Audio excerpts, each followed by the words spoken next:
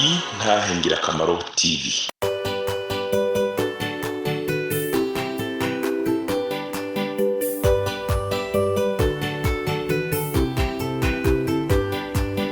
Umwami Yesu arindeze niwatanga amajambo umunyabyaha ngo renguka wumva iby'ubugingo atugirira ubuntu akatwiyegereza amajambo meza cyane yo kunera umunezero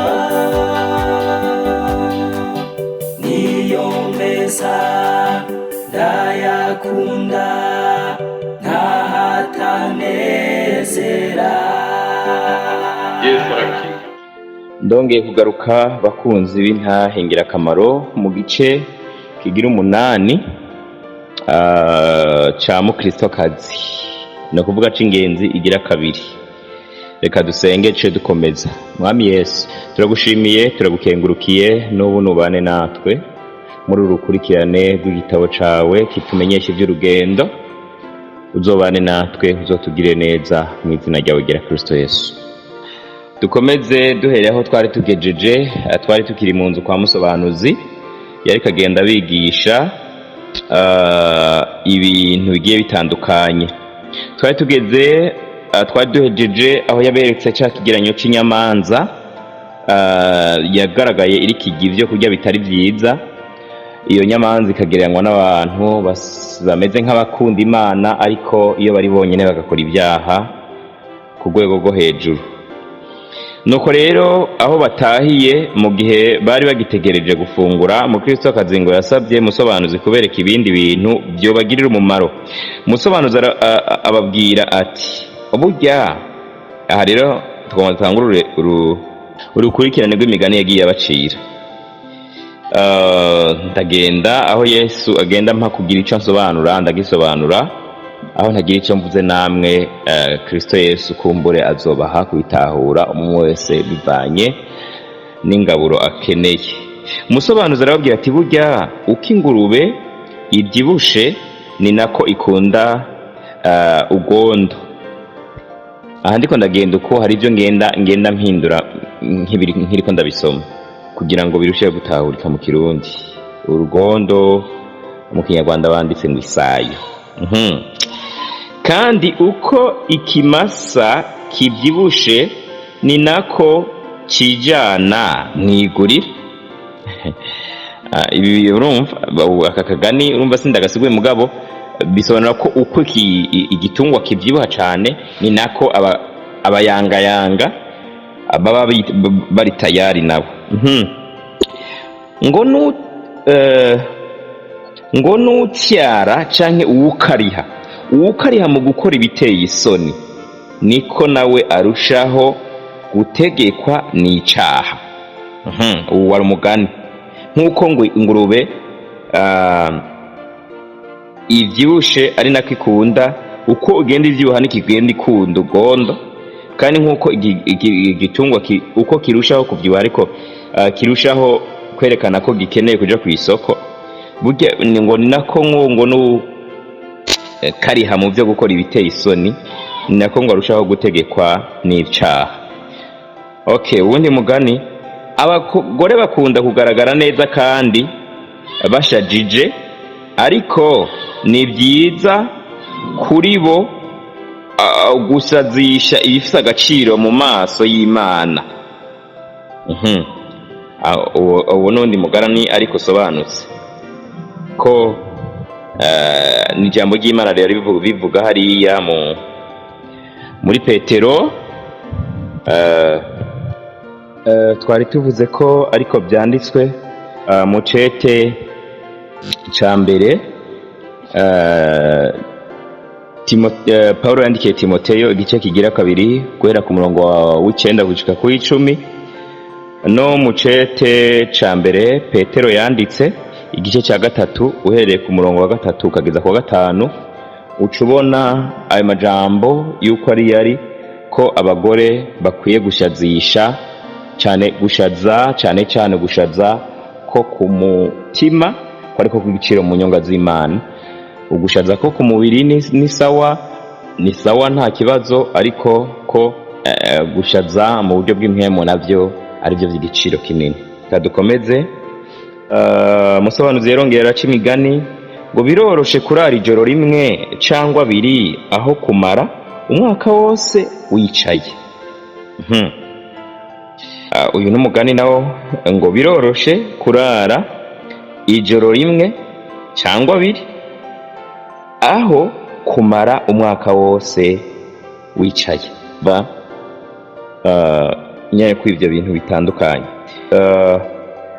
Yarakomeje kuri uyu mugani ngo kandi biranoroshe gutangira neza mu nzira nziza kurusha kuyigumamwo kugeza ku mperuka. Biranoroshe gutangira neza mu nzira kurusha kuyigumamo kugeza ku mperuka. Ibi yari kavuga uko abantu boroherwa. Ntiyavuze ko aribyo bibereye, no.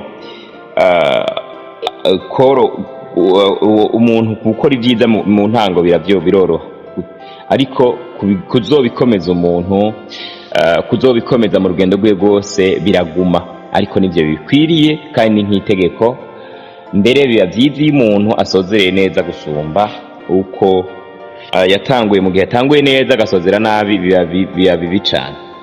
Yarakomeje, uyoboye ubwato wese mu gihe haje umuhengeri canke mu gihe haje umukuba yahitamo kujugunya ibyo yita byiza kurusha ibindi, nta n'umwe keretse udatinya Imana. Agatoboro kamwe mu bwato gashobora kuburoha, kandi icaha kimwe gusa gishobora kwicisha.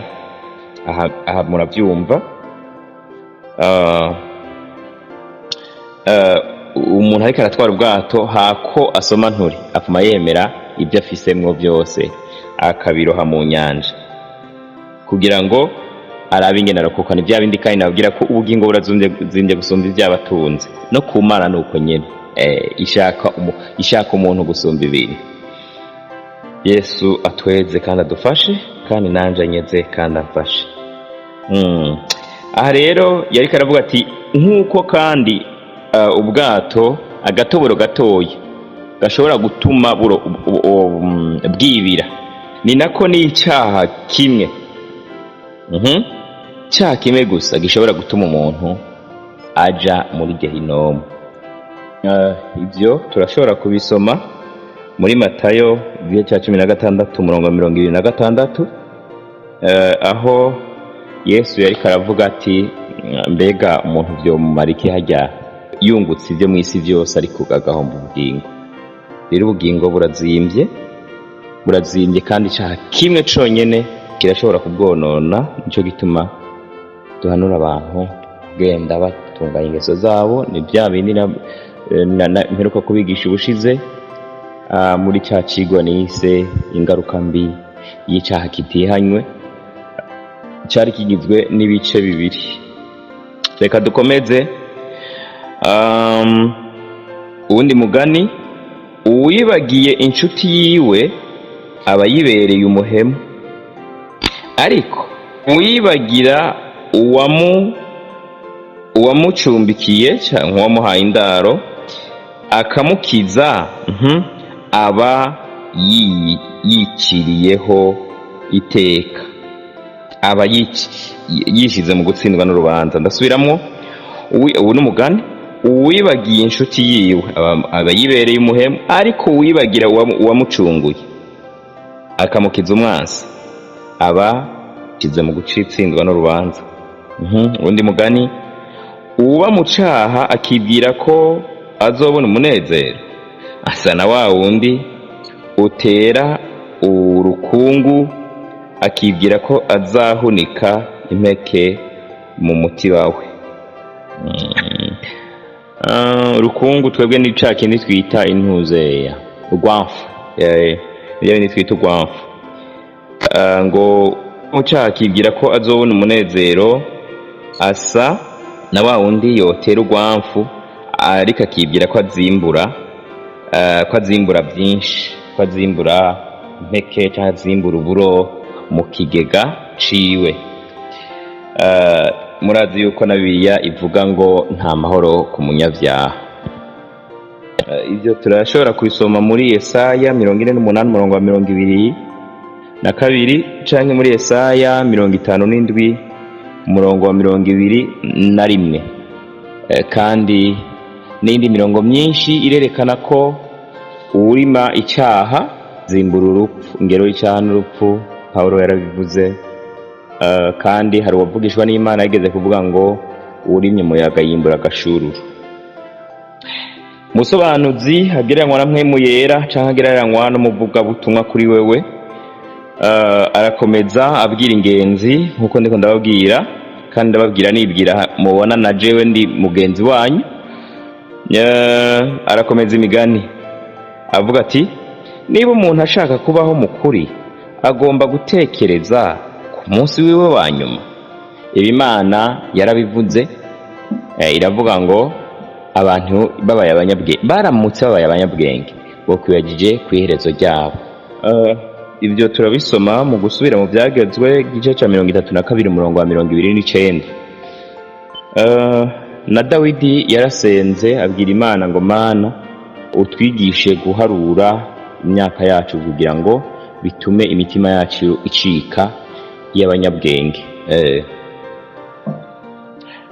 Ndakomeza, kujujura no kurimanganya by'abantu byerekana ko mu isi hari icaha. Ubonaho n'umugani.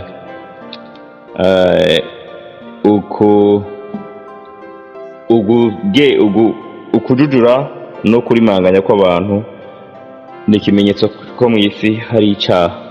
Undi mugani, niba iyi si ibonwa n'Imana nk'umuyaga ifite agaciro mu maso y'abantu. Aka kantu mukumvirize, uwo mugani mumbirize. Niba iyi si ibonwa n'Imana nk'umuyaga ifite agaciro mu maso y'abantu, ubwo se ijuru rimeze rite aho Imana iganje? Ni imigani mu busobanuzi yerekana bacira igihe za ngenzi zari ziri imbere gufungura ziteramye. Ndamwibuka mama, Imana imuhezagire, yemwingira ntibikibaho. Kera intambara itarakarabya hatari ngo usange duhunga, atetse wasanga twicaye dukikuje ku ziko ariko aratubwira ibitito ngira abo ariko baruka ubu ntabyo bazi basha. Bavuga ngo harabaye bakavuga ibintu. Rero aha naho yari karababwira bacira imigani barindiriye gufungura. Ababwira umugani uvuga ngo nimba iyi si twebwe tubona. Yes. Murone ba Putine, ba Trump, ba nyakubahwa bacu baganje Burundi n'abakandida bashaka kubuganza, abatwaraza urumva baganje ku isi yose. Aba baganza ku isi yose mbere no kugeza kuri nyumba kumi. Urana ko iyi si usanga ihambaye, kuyiyobora dusanga nyine ari ibintu bihambaye kuri twebwe. Umusobanuzi yacavuga ati none iyi si twebwe tubona ko ihambaye gute nimba isi iyigiranye n'umuyaga? Urumva ati none aho yitaha hambaye naho mbega hameze gute?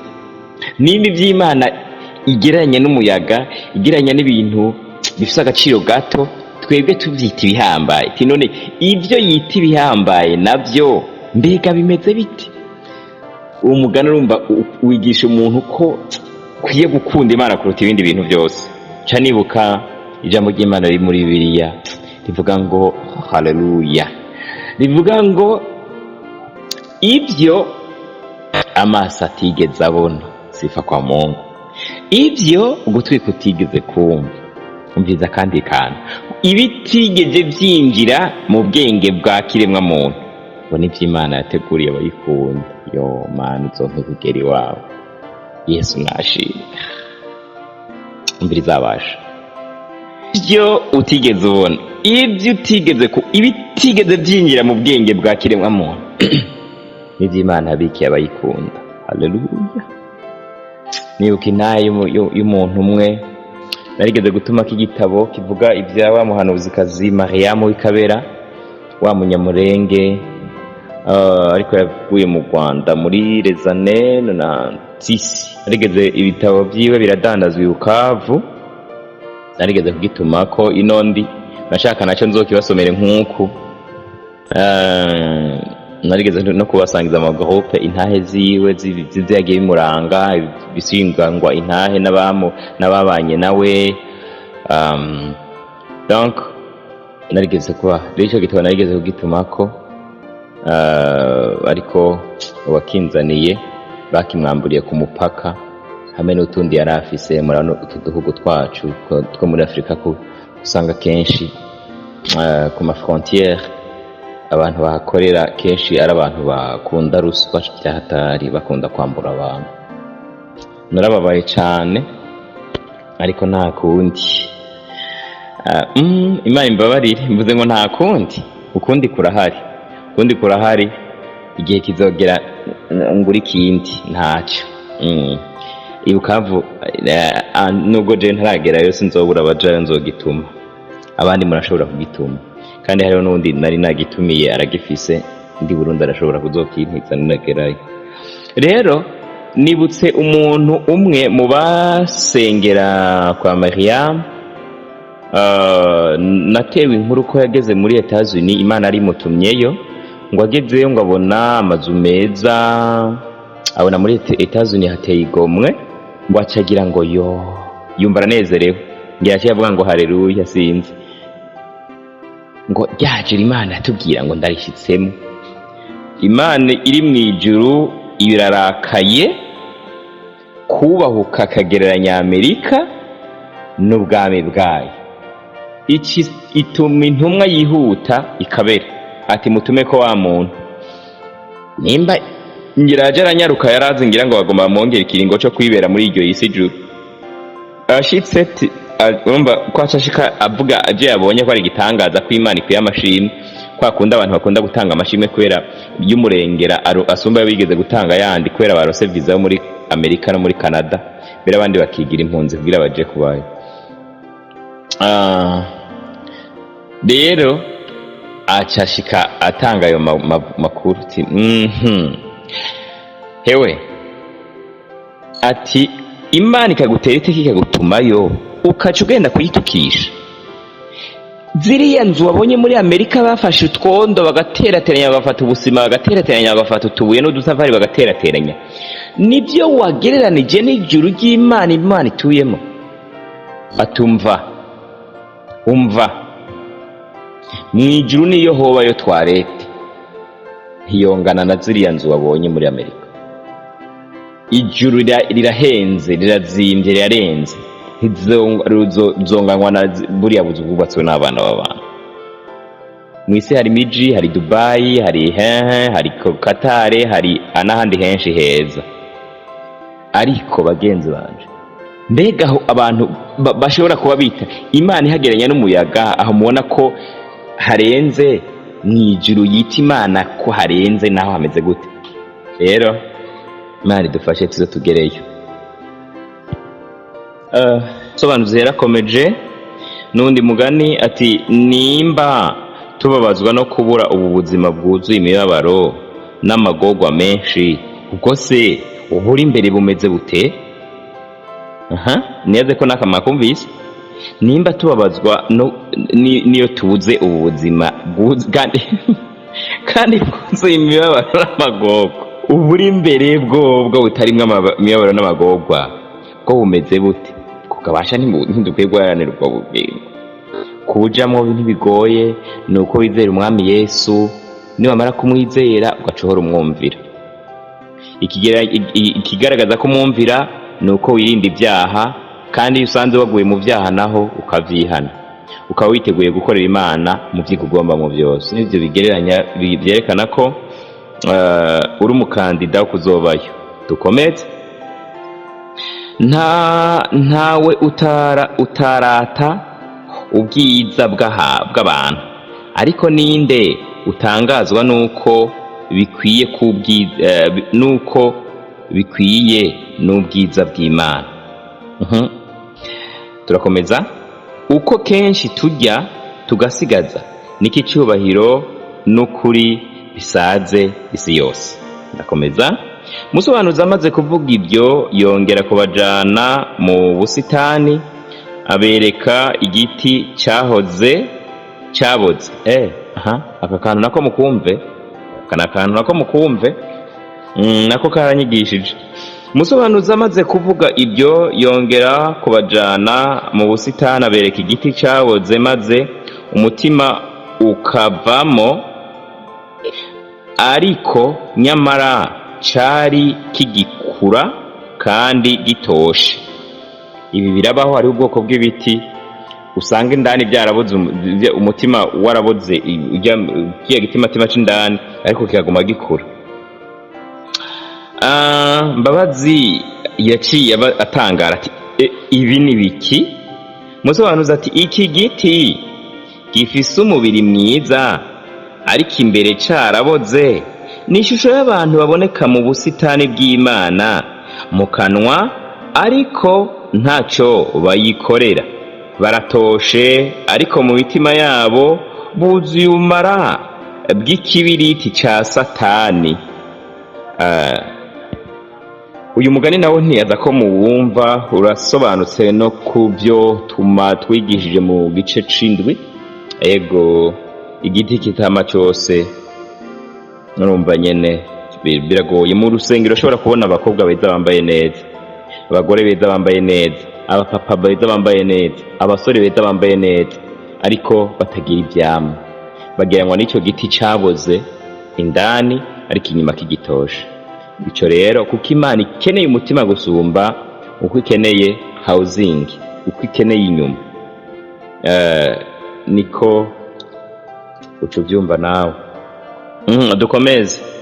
Aho ibiryo bibonekeye baricara, umwe arabishimira Imana maze barafungura.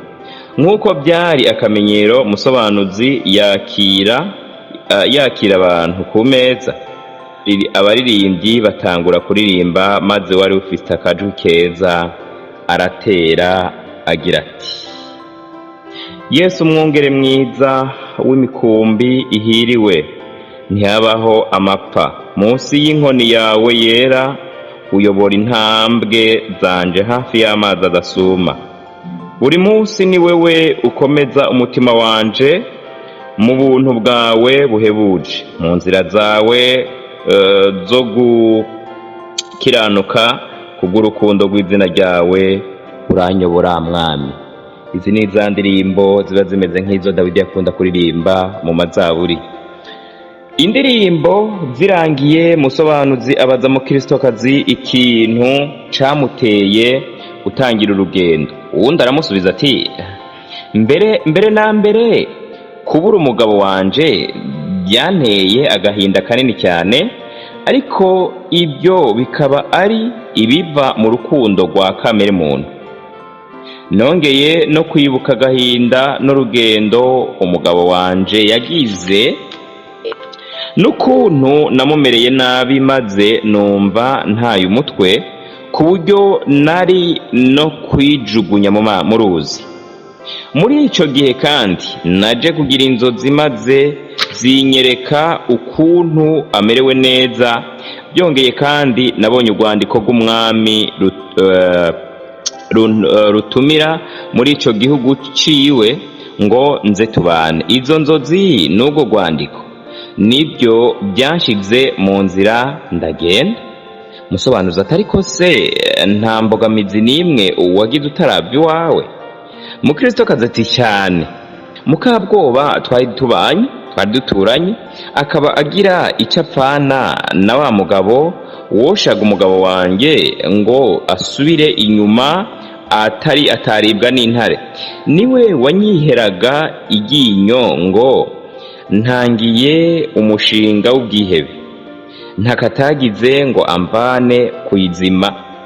Anyibutsa umubabaro n'akaga kose umugabo wanje yabonye, ariko ndamunanira.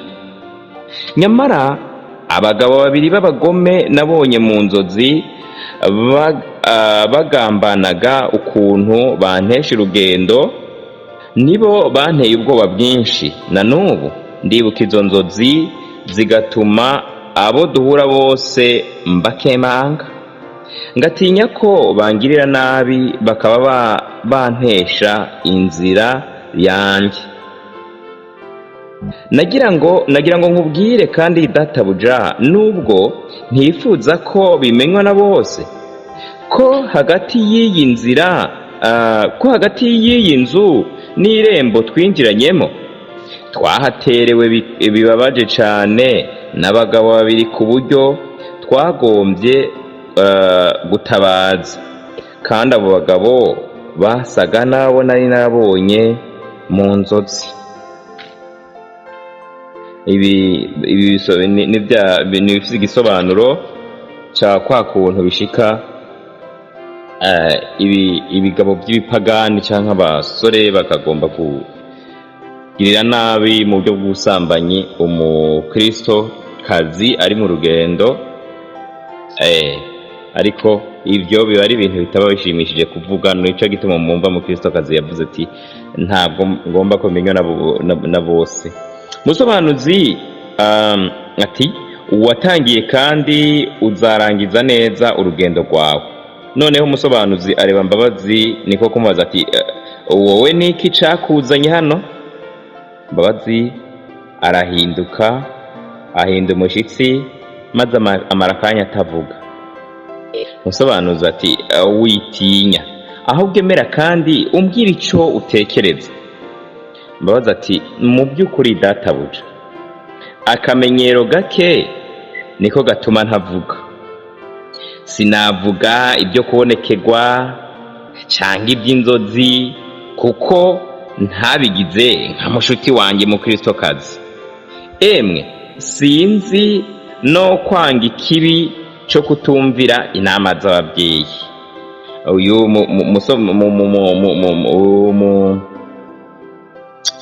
Mbabazi n'ubundi aracagereranywa na wa muntu yinjira mu by'agakiza kubera abana n'ababirimwo, nawe akisanga yabikunze byamuryoheye, ariko ntahendenda bifisemwo. Ariko nk'uko bamwe bibwira bakunda kuvuga ngo abantu ngo bakijijwe aribo bari abapagani, ngo nibo bakizwa abanyabo. Oya, si uko bimeze. Ahubwo mbere ku bwanje, jewe iyo mbyagwa n'abakizwa nkakurira mu nzu y'Imana, nkakura nubaha Imana, nibyo ku bwanje mbona byari bibereye gusumba uko nabanje mu byaha. Rero Mbabazi nibyo byari bimuteye ubwoba, kubera nta yari afise yakahise, yabona umenga ahubwo ni nk'aho atazemerwa. Ariko umusobanuzi yaramwishuye ati none se mukundwa, ukaba waratewe n'iki kugira inzu utya? Bisobanura ukaba waratewe n'iki nawe kwemera ugatanga urugendo ukemera imibabaro yo muri go? Mbabazi ati naje nihitira ndi kumwe n'undi muntu tujya gusura mu Kristo kazi, dusanga yitegura kugenda. Tumaze gukomanga turinjira, tumubaza ibyo yakoraga, adusubiza ko yatumiwe gusanga umugabo we. Atubwira ukuntu yari yamubonye mu nzozi atuye ahantu heza cyane ari kumwe n'abadapfa. Atubwira ko yari yambaye ikamba, acuranga inanga, arira kandi anywera ku meza y'umwana w'umwami, amusingiza kuko yamwinjije aho hantu n'ibindi. Yatubwiraga ibyo bintu numva umutima ugurugumba. Naribwiraga nti niba biriya ari byo, ndi busige data na mama n'aha hantu navukiye, maze mperekeze mu Kristo kazi. Hanyuma naje kumubaza niba ibyo yatubwiye ari byo, kandi mubaza niba yankundira ko mukurikira, kuko nabonaga nta waguma mu mugwa wacu atarimbutse. Ngenda umutima uremereye, ntababajwe n'urugendo, ahubwo mbabajwe n'ababyeyi banje nsize inyuma. None naraje nk'uko umutima wanje wabyipfuzaga, nimba ishobora nzajana na mukristokazi dusanga umugabo we n'umwami we. Umusobanuzi ati watangiye neza kuko wemeye ukuri, umeze nka Rusi yasize se na nyina n'igihugu ciwe kubw'urukundo yari afitiye Nawomi n'Imana yiwe, maze akaja mu gihugu atarasanzwe azi. Uwiteka kwiture ibyo wakoze, ugororerwa ingororano itagabanije n'Uwiteka Imana y'Abisirayeli wahungiye munsi y'amababa yayo. Aho bamariye kurya baja kuryama, buri mugore arara mu cumba ciwe, naho abana bose barara mu cumba kimwe. Mbabazi ntiyabasha gusinzira kubera ibyishimo nuko byuko atagisubijwe inyuma. Aruhuka ashima Imana ko yamugiriye ubuntu. Bukeye ku gasusuruko barabyuka batangira kwitegura kugenda, ariko umusobanuzi abasaba kwihangana gato kugira ngo bagende byose bitunganye. Nuko abwira Uwera wa mukobwa wari waraye abakiriye ati bajane mu busitani maze ubuhagire ubezeho umwanda wose baba barahuye nawo bagenda. Ibi nibisigura kwitunganya, kwezwa, bya bindi abakatolika bita kuja mu cemerezo. Uyu mukobwa yitwa Uwera aherako arabajana aberekeza aho bagomba kwiyuhagirira no kwitunganyiriza nk'uko babigenzerezaga abagenzi b'abagore bahanyuze. Ibi byose nibigereranywa n'uko umuntu aba akiri mu nzira y'agakiza, umwe muri bene data akabarongora akabajana ku mukozi w'Imana kugira ngo batunganye imitima yabo. Bariyuhagira baranihanagura hamwe n'abana, maze bavuye kwiyuhagira umubiri wabo bose uroroherwa kandi urushaho kuba mwiza, n'ingingo zabo zisubiramwo intege, binjira mu nzu basa neza kurusha mbere bakija mu rwiyuhagiriro canke mu bwogero.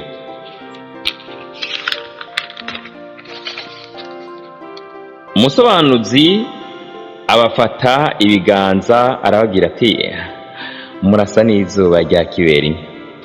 Mu Kirundi nyani murasa n'irirenga. Aherako asaba ikimenyetso yashiraga kubiyuhagiye iwe bose, maze akibashiraho kugira ngo bazamenyekane aho bazajya hose. Ibi byose na mukristo yarabirose igihe ibya umutwari we wamuvuyeko, yarose imyambaro myiza. Burya nako bisobanura, burya iyo umuntu yihanye hari iyindi shusho agira, nubwo byoshika bagenzi ntibayibone, ariko abafise ukundi kuntu asa. Abadayimoni bo ubwabo barabimenya, kandi n'abamarayika b'Imana nabo barabimubona ko umuntu. Ico kimenyetso carimwo umwana w'intama wa Pasika Abisirayeli bariye ubwo bari bagiye kuva muri Egiputa, kandi ico kimenyetso agishira hagati y'amaso yabo ku buryo cabonekera ubwiza, ku buryo cabongereye ubwiza bitewe nuko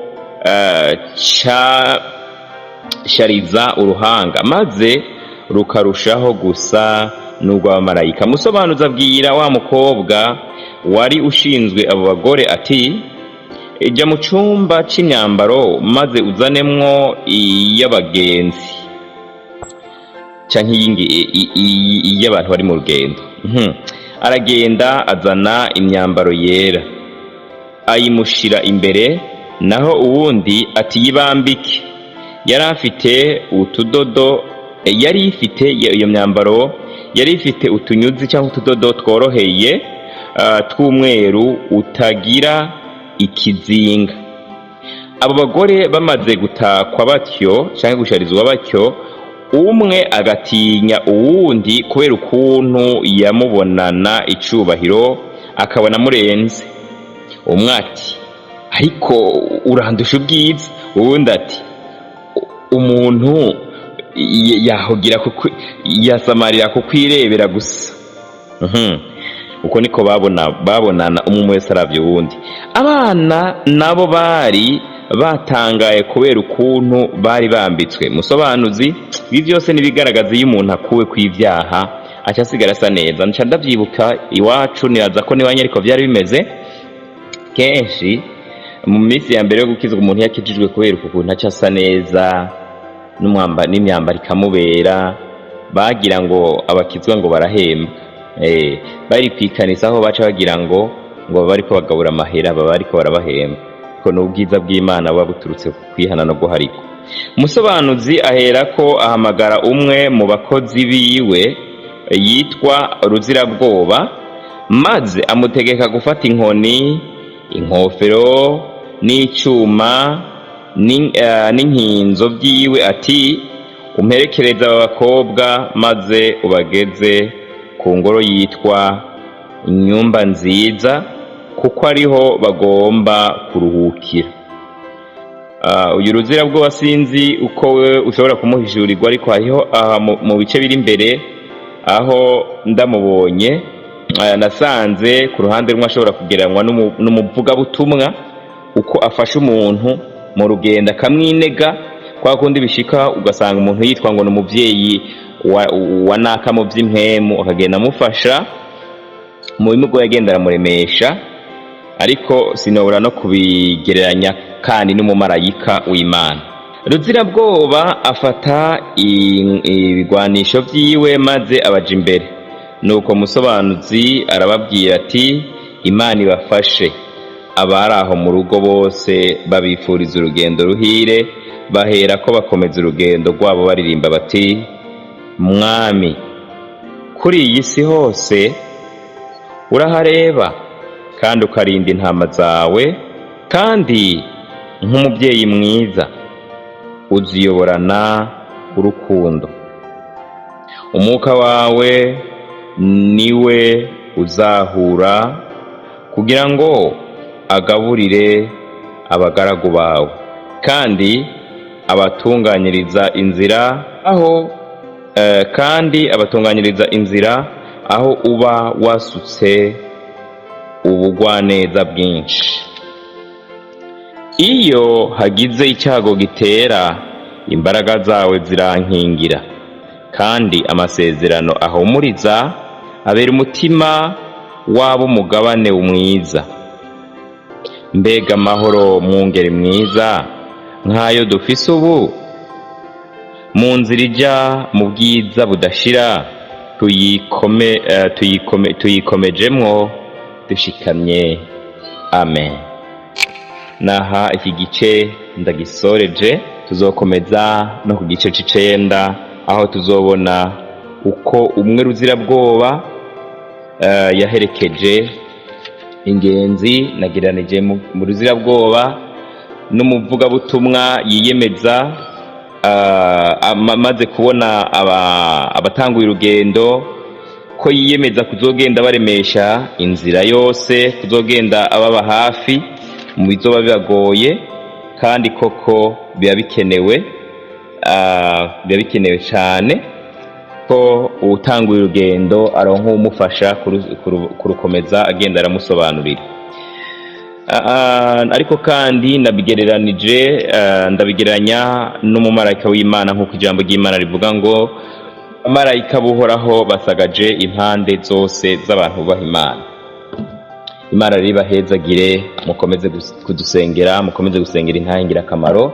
Nk'uko nabibabwiye mu ruganda rwacu, Imana yo mu ijuru hari mwene data yakoresheje imushiramwo iyo nyota yo gutangura kino gitabo kugira ngo tugishire mu Kirundi, kugira ngo mu malibreri yo mu Burundi kize gisohoke.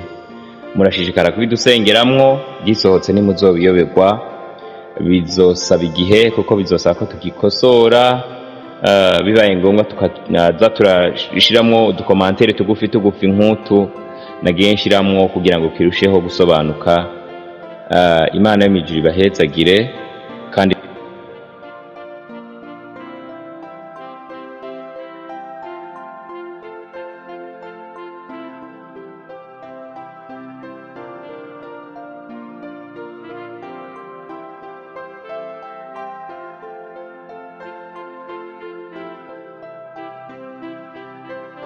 ukaba nawe ufise intahe bifuza gutanga cyangwa izindi nyigisho cyangwa ugomba kuduhuza n'ubifise, twandikire kuri ino nimero ya WhatsApp 68 884 981 68 804 981 canke 68 42 14 47 68 42 14 47. Kaze twiteze intahe zivuye muri mwebwe kugira natwe tuzisangiza abandi. Izina rya Yesu rirusheho guhabwa icubahiro. Kaze, Imana ibahezagire. niyo meza ndayakunda ntahatanezera